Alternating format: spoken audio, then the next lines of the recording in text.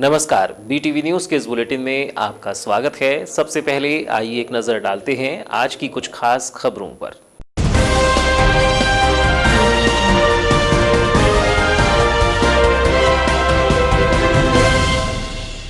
प्रदेश नेतृत्व के निर्देश पर कांग्रेसियों ने किया प्रदर्शन। पेट्रोल डीजल पर हो रही वृद्धि को लेकर किया प्रदर्शन। कृषि बिल को लेकर दर्ज कराया गया विरोध। उपवास कार्यक्रम का था आयोजन, प्रदर्शन पर सिमटा। जिलाध्यक्ष ने कहा उपवास नहीं था, धरना प्रदर्शन।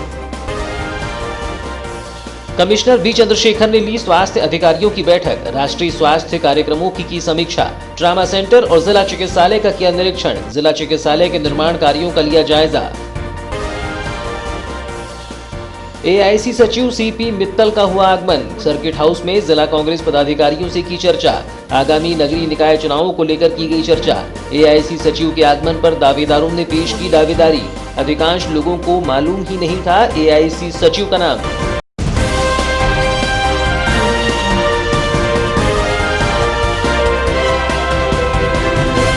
और अब समाचार विस्तार से।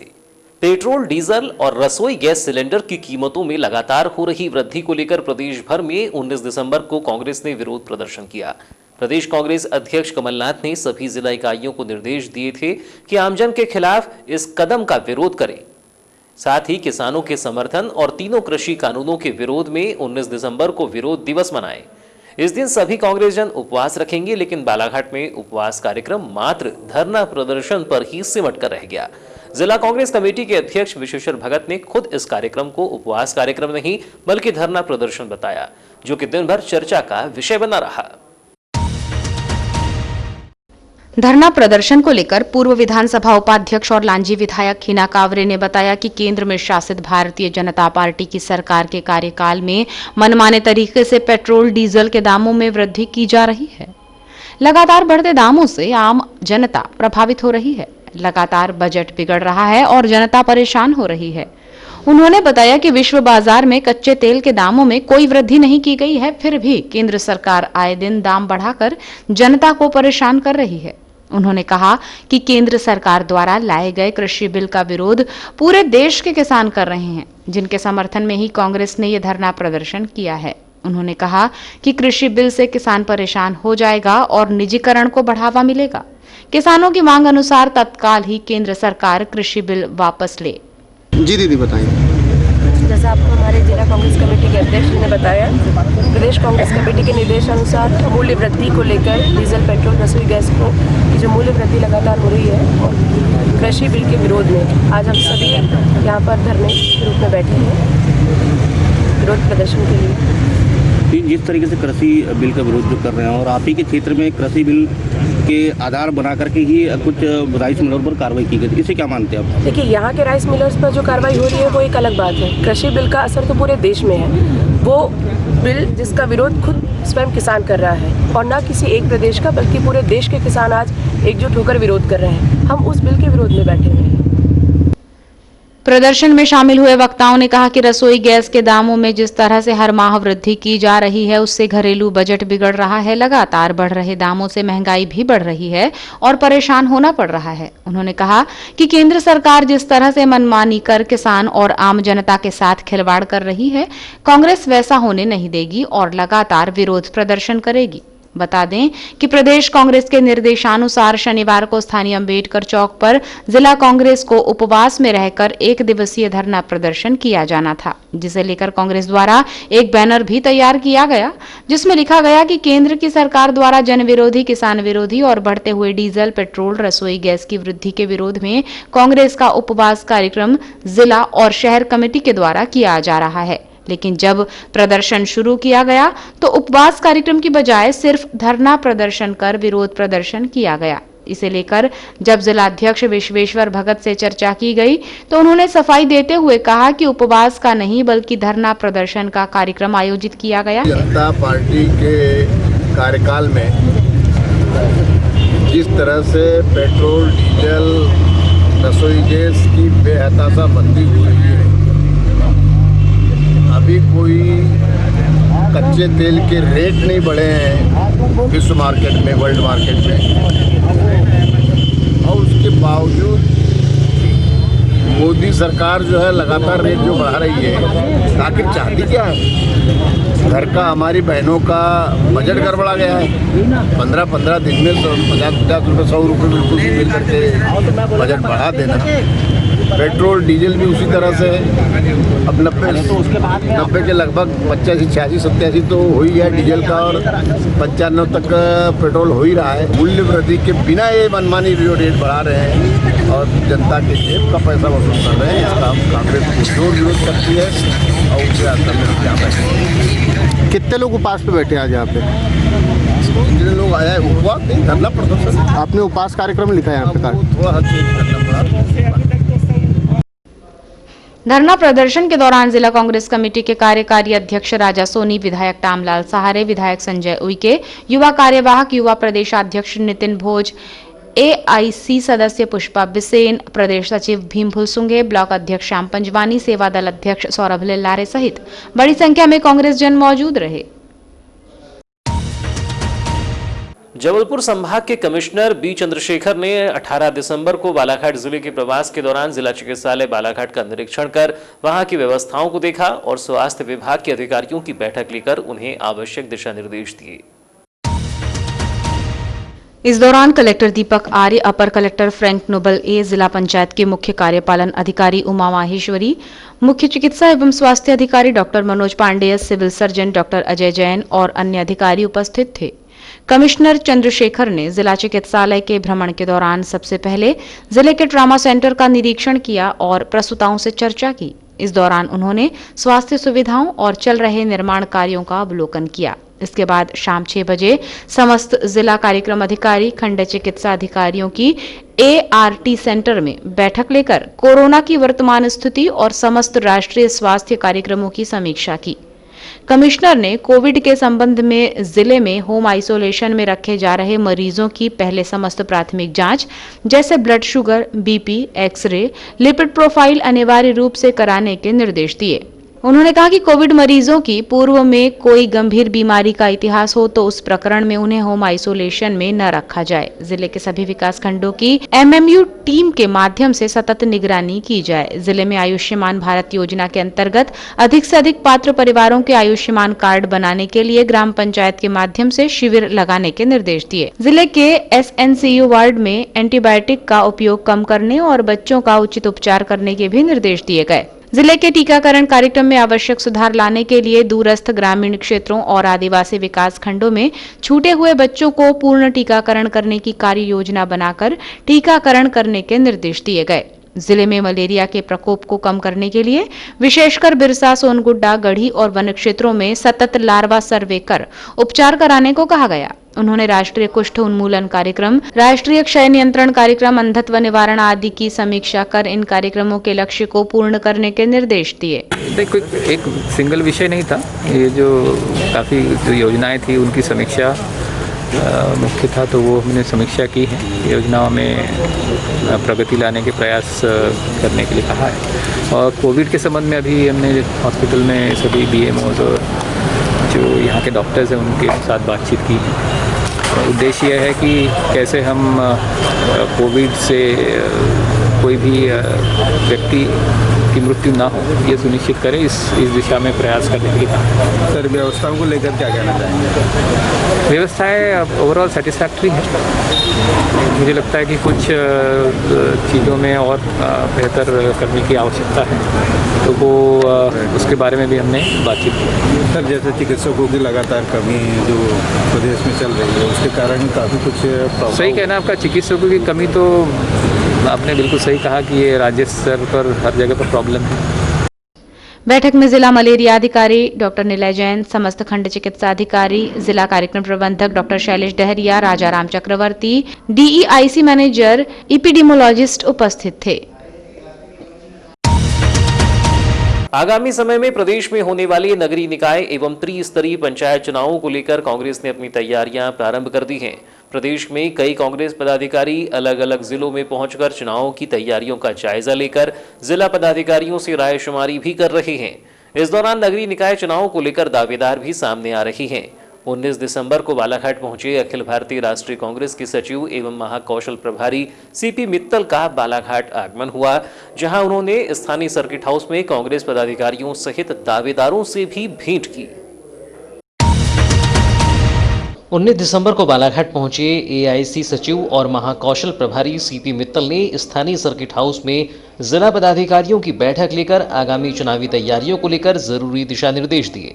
इस दौरान कांग्रेस के विधायकों सहित जिला कांग्रेस कमेटी के पदाधिकारी, जिले के ब्लॉक कांग्रेस अध्यक्ष, यूथ कांग्रेस के पदाधिकारियों सहित कांग्रेस के अन्य अनुसांगिक संगठनों के पदाधिकारी बैठक में मौजूद रहे।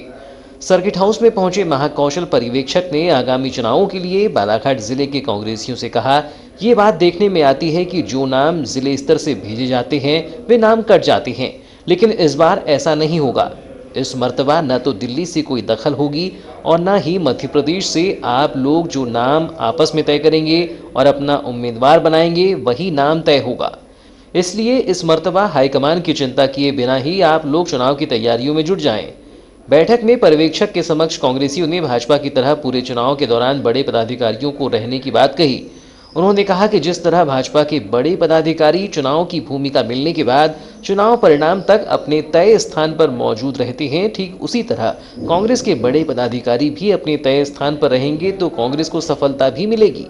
इस दौरान कुछ कांग्रेसियों ने यह भी कहा कि जो पूरे 5 साल तक मैदान पर रहा है और कार्य किया है, उसी कांग्रेसी को उम्मीदवार बनाया जाए। चर्चा के दौरान एआईसी सचिव एवं महाकौशल प्रभारी सीपी मित्तल ने बताया कि संगठनात्मक बैठक एवं आगामी नगरीय निकाय और पंचायत चुनावों पर विचार विमर्श करने हेतु उनका बालाघाट प्रवास हुआ है, जहां वह पदाधिकारियों से मिलकर चर्चा कर रहे हैं।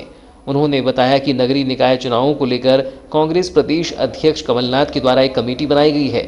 वह नगरीय निकाय को लेकर प्रत्याशियों को जो भी चयन होगा वह जिला स्तर पर ही किया जाएगा, जिसमें जिले के कांग्रेसी विधायक ही निर्णय करेंगे। मैं तो यहाँ पे संगठन के काम के लिए आया हूँ और साथ में जो अभी नगर परिषद और नगर पंचायत के चुनाव हैं उसके बारे में एक हम आपस में चर्चा कर रहे हैं। उसके बारे में किस प्रकार से एक कमेटी बनाई है माननीय कमलनाथ जी ने, और जो भी सिलेक्शन होगा उम्मीदवारों का वो जिला स्तर पर, और जो हमारे जिस क्षेत्र से विधायक है जो चुनाव लड़े हैं और जो विधायक हैं वही निर्णय करेंगे। चर्चा के दौरान प्रदेश में कांग्रेस की स्थिति को लेकर एआईसी सचिव मित्तल ने कहा कि 15 साल की भाजपा सरकार को कांग्रेस ने हराया था, लेकिन कुछ गद्दारों की वजह से जो भी हुआ वह आने वाले समय में उनको भी पता लगेगा कि जिस दल में वह गए हैं उनकी वहां क्या स्थिति होगी। उन्होंने कहा कि कांग्रेस मजबूत थी और रहेगी। आने वाले समय में 2023 में होने वाले विधानसभा चुनाव में कांग्रेस पुनः प्रदेश में जीत कर आएगी। फिर जो लोग भाजपा में गए हैं उनको भी लगेगा कि हमने बहुत बड़ी गलती की है। अब आप लोगों के बोलने से थोड़ी होता है। अगर मजबूत नहीं होती कांग्रेस तो 15 साल बीजेपी की सरकार रहने के बाद मध्य प्रदेश के अंदर कांग्रेस की सरकार बनी, मगर कुछ गद्दारों की वजह से जो भी हुआ आने वाले समय के अंदर उनको भी पता लगेगा कि जहाँ पे वो गए हैं जिस दल के अंदर उनकी क्या स्थिति बनती है। कांग्रेस मजबूत है, रहेगी, तभी 15 साल बाद मध्य प्रदेश के अंदर कांग्रेस की सरकार बनी है। और आगे आने वाले समय के अंदर फिर आने वाले समय में जितनी सीटें अब थी 2023 के चुनाव में आप देखना कि जनता इतना बहुमत से कांग्रेस को जिताएगी कि लोगों को जो बीजेपी के अंदर लोग गए हैं उनको लगेगा कि हमने बहुत बड़ी गलती की। नगरीय निकाय चुनाव में युवाओं को मौका दिए जाने के विषय में एआईसी सचिव मित्तल ने कहा कि प्रदेश में युवाओं को हमेशा मौका मिलता है। बालाघाट जिले में ही 3 विधायकों में 2 विधायक युवा ही हैं। देश में अगर सबसे युवा विधायक कहीं होंगे तो वह मध्य प्रदेश में ही है। युवाओं को हमेशा ही मौका मिलता है। अब यहाँ पे 3 एमएलए हैं, देखिए इना जी और अपने संजय जी, ये 3 में से 2 तो युवा नजर आ रहे हैं आपको। मध्य प्रदेश में सबसे युवा विधायक अगर देश के अंदर किसी प्रदेश में होंगे तो आप मध्य प्रदेश के अंदर होंगे। और 50 साल से कम के मेरे को लगता है कि 60% एमएलएज मध्य प्रदेश के अंदर हैं। 19 दिसंबर को बालाघाट पहुंचे एआईसी सचिव और महाकौशल प्रभारी सीपी मित्तल से मिलने नगरीय निकाय चुनावों के दावेदारों की उपस्थिति भी देखी गई। इस दौरान अधिकांश लोगों ने एआईसी सचिव से मिलकर अपनी दावेदारी पेश की। वारासिवनी नगर पूर्व नगर पालिका अध्यक्ष धवल मॉडल की बहू निधि मॉडल ने शनिवार को एआईसी सचिव मित्तल से मुलाकात कर अपनी दावेदारी पेश की। इस दौरान निधि मॉडल ने बताया कि उनका पूरा परिवार कई सालों से कांग्रेस से जुड़ा है। उनके परिवार से ही 2 बार नगरपालिका अध्यक्ष रहे हैं। उन्होंने बताया कि वारासिवनी नगर क्षेत्र में काफ़ी विकास होना बाकी है, जिस पर ध्यान नहीं दिया गया है। उन्हीं सब विषयों को लेकर वह कांग्रेस की ओर से जनता के बीच जाएंगी। मैं मॉडल परिवार से वारासिवनी से बिलोंग करती हूँ, जहाँ पे जैसा कि आप जानते हैं 1985 में श्री धवल मॉडल नगरपालिका अध्यक्ष रहे और सन 2000 में फिर श्री निर्दोष मॉडल जी नगरपालिका अध्यक्ष रहे हैं। और अभी सामान्य महिला की सीट आई है, इसीलिए उन्होंने वो चाह रहे हैं कि मैं मतलब ये चुनाव में शामिल हूँ। और जिस प्रकार से मेरा परिवार मतलब कांग्रेस के लिए समर्पित रहा है शुरू से, तो वैसा ही मैं उनके कार्य को आगे बढ़ाना चाहती हूँ। और मेरा मायका और ससुराल दोनों भी वारासिवनी हैं और मैं शुरू से ही कांग्रेसी हूँ। तो मतलब मैं कहना चाहूँगी कि मतलब न कांग्रेसी थे, हैं और हमेशा रहेंगे। तो काफ़ी चीज़ें हैं जो ज़रूरी हैं, जैसे सब्ज़ी मंडी हो गई और जो बहुत बड़ा जो स्क्वायर है, ये सारी चीज़ें जो बहुत बड़ा है, जो रोड को थोड़ा जाम करता है, और बहुत सारी चीज़ें हैं जो ज़रूरी हैं अभी और जिस पे ध्यान नहीं दिया गया था और जिसके कारण बहुत असुविधाएं होती थी। तो वो सब चीज़ों को मैं थोड़ा सा सुधार करना चाहूँगी। बता दें कि सर्किट हाउस में एक ऐसा नज़ारा भी दिखाई दिया कि नगरीय चुनाव की तैयारियों का जायजा लेकर कांग्रेस को मजबूती प्रदान करने पहुंचे अखिल भारतीय राष्ट्रीय कांग्रेस के सचिव सीपी मित्तल का नाम ही अधिकतर कांग्रेसियों को पता तक नहीं था। यहां स्थिति रही कि महाकौशल प्रभारी का नाम पूछे जाने पर कांग्रेसी स्वयं ही नाम पता करने में जुटे रहे। इतना ही नहीं, जब कुछ ने नाम बताया तो किसी ने पीसी मित्तल तक बता दिया।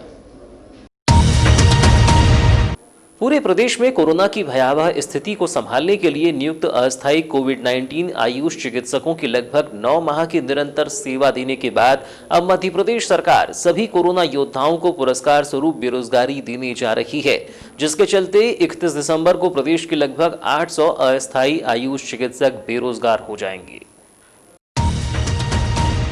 वैश्विक महामारी कोविड-19 की रोकथाम के लिए प्रदेश में कोविड की स्थिति को संभालने के लिए सभी जिलों में जिला स्वास्थ्य समिति के माध्यम से कोविड-19 नियंत्रण के लिए अस्थायी आयुष चिकित्सकों की भर्ती जिला स्तर पर कलेक्टर की अध्यक्षता वाली कमेटी के द्वारा मेरिट के आधार पर की गई थी, जिसके अनुसार संपूर्ण प्रदेश में लगभग 800 अस्थायी आयुष चिकित्सकों की भर्ती मार्च एवं अप्रैल में स्वास्थ्य विभाग में वर्षों से रिक्त पड़े पदों के विरुद्ध की गई थी।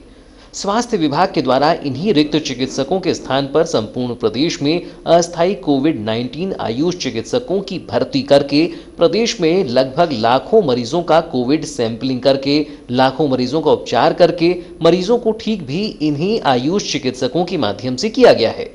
सभी आयुष चिकित्सकों के द्वारा लगातार sampling, fever clinic, Covid care centre duty की जा रही है। स्वास्थ्य विभाग के आला अधिकारियों और शासन स्तर के विश्वस्त सूत्रों के अनुसार अब प्रदेश में कोविड-19 आयुष चिकित्सकों को सरकार के द्वारा 31 दिसंबर के बाद निकालने की पूरी तैयारी कर दी गई है। कोविड में काम कर रहे आयुष चिकित्सकों की माने तो सरकार के द्वारा अपनी जान जोखिम में डालकर काम करने वाले कोविड-19 आयुष चिकित्सकों को किसी भी प्रकार का प्रोत्साहन नहीं दिया गया है और न ही किसी भी कोविड-19 अस्थायी आयुष चिकित्सक को सरकार के द्वारा कोरोना योद्धा माना गया है। प्रदेश के अस्थायी कोविड-19 आयुष चिकित्सकों के द्वारा सभी आयुष चिकित्सकों को स्वास्थ्य विभाग में रिक्त चिकित्सकों के पदों में संविदा संविलियन को लेकर प्रदेश के मुख्यमंत्री, स्वास्थ्य मंत्री, अपर मुख्य सचिव स्वास्थ्य विभाग, आयुक्त स्वास्थ्य विभाग, मिशन संचालक राष्ट्रीय स्वास्थ्य मिशन को पत्रों के माध्यम से लगातार मांग कर रही है, जिस पर सरकार एवं विभाग द्वारा किसी भी प्रकार की कार्यवाही अभी तक नहीं की गई है, जिसमें संपूर्ण प्रदेश के कोविड-19 आयुष चिकित्सकों में सरकार के प्रति रोष व्याप्त है।